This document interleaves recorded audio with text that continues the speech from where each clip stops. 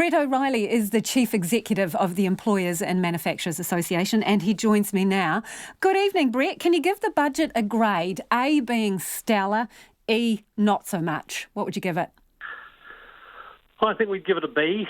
I think it's positive the government have recognised the scale of the challenge and the sort of borrowings that we're talking about are unprecedented in modern times.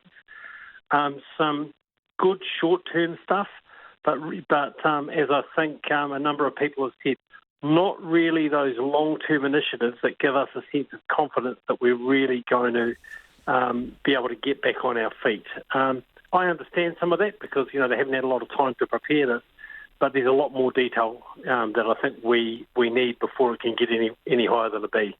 So specifically, the 8-week extension to the wage subsidy, is that enough? I think it's a good next incremental step, but no, it's not enough. The government themselves today said that they still haven't landed on a scheme to deal with what we know is one of the biggest issues, and that is around commercial property, the issue between landlords and tenants.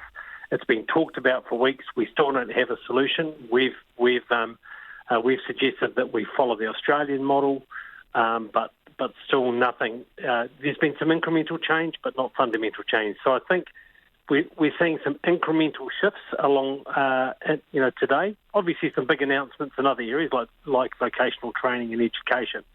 But for businesses, they'll be pleased. Of course, not all will qualify for that because it's only if you've had if you lost 50% or more, and still some major question marks around these key areas.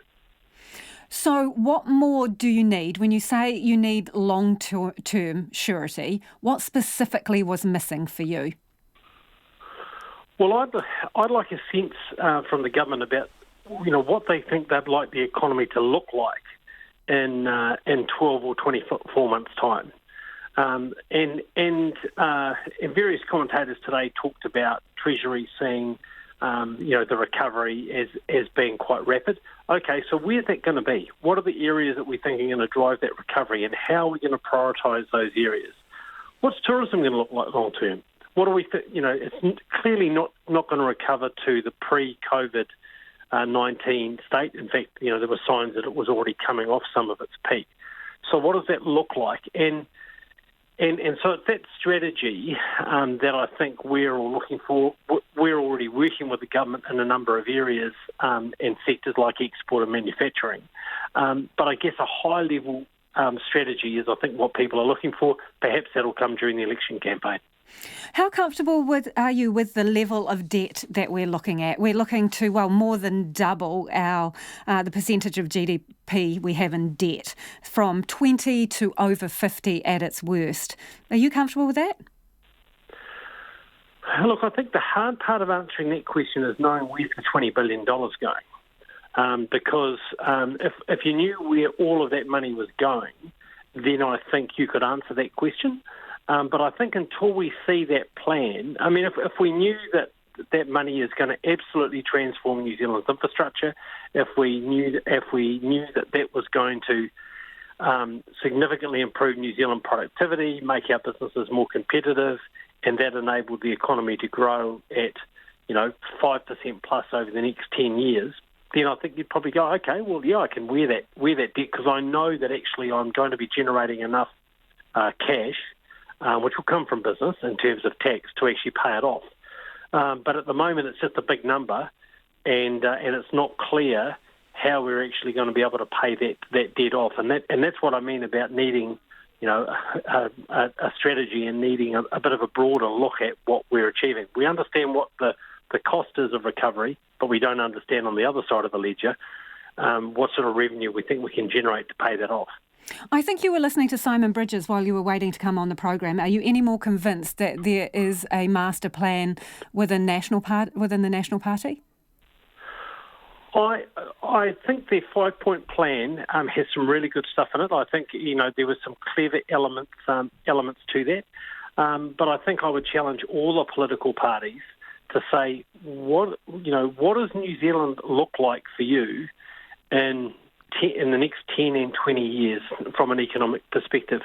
I've often been reminded over the last few weeks of Sir Paul Callaghan, who just before he died in 2011, talked about New Zealand's over-reliance on tourism, the fact that it is a cyclical industry, and that we needed to really focus on investing in the industries that would generate higher skilled jobs. Many of your listeners will know that I've been heavily involved in the tourism industry, so I'm not down on it, but we've been heavily reliant on it, and that over-reliance has probably seen the impact of COVID-19 be so severe for New Zealand. So what's that plan? Well, Brett, on that note about tourism, should we just cut some of them loose? If they're not sustainable, then no more wage subsidy for them, and we just accept that those businesses are not necessarily New Zealand's future.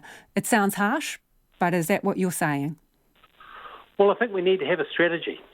And if that strategy said that we were too overweighted in tourism, and we sent that as a clear signal to business, then people wouldn't invest in it. But instead, it's been a bums on seats strategy, and the more people we've been able to get into New Zealand, the better. With lots of pressure on infrastructure as a result of that, which has been well reported over the last few years. So, what's our long-term strategy? What does a sustainable tourism industry look like in New Zealand? And how do we want to grow some of the other sectors so we aren't quite so reliant on one industry and and be subject to those cycles? So I think New Zealanders deserve that strategy, and I think there have been people like Paul Callaghan, a lot cleverer than me, who've been calling on it for a long time. So now's the opportunity with this situation to reset. And that's what we've been asking for of all the political parties. That's what we've been suggesting as part of the transformation and recovery ideas. And that's what we'll be holding them to account for over the coming months as we move towards a general election. Thanks for joining us. That is Brett O'Reilly, who's the Chief Executive of the Employers and Manufacturers Association.